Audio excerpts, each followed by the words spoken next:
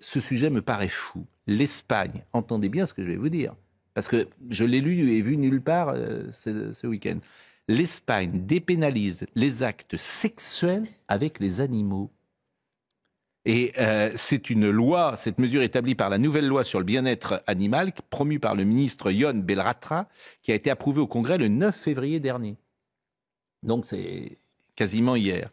Donc si vous avez une relation sexuelle avec vos animaux, et si l'animal n'est pas blessé, non mais ça vous fait sourire, mais je trouve ça, quand je dis parfois qu'on va tous terminer dans un hôpital psychiatrique. Alors j'ai demandé à Henri-Jean Servat le pourquoi du comment de cette loi, le fondement de cette loi qui me paraît unique au monde. Je le salue, Henri-Jean Servat, vous le connaissez, proche des stars, on peut vous lire régulièrement, notamment dans Paris Match, et puis proche de la protection animale, parce que je crois que vous êtes à la mairie je suis sûr même, vous êtes à la mairie de Nice, et vous avez un poste de délégation pour protéger les animaux. Bonjour Henri-Jean Servat, je ne vous vois pas. Êtes-vous là? Bonjour. Ah, je vous vois. Bonjour. Donc, expliquez-moi cette loi qui me paraît folle. Alors, ce que je voulais dire, c'est que je suis élu avec Estrosi pour la délégation des animaux à Nice. Et vous savez, il y avait une loi qui était formidable en Espagne qui interdisait les actes de sexualité dans l'ordre et les enfants et les animaux. Mais elle était basée sur le fait qu'on les interdisait parce qu'on ne pouvait pas obtenir leur consentement. Et puis, il y a un parti nouveau qui est arrivé au pouvoir, qui est lié à Podemos. Ce parti s'appelle United We Can, et c'est pas un ministre, c'est une femme, Pascal, qui s'appelle Ion Belarra. Elle est la ministre des droits sociaux. Elle a fait voter une loi qui est entrée en pratique il y a exactement 3 semaines, qui établit que maintenant l'animal est un compagnon à part entière.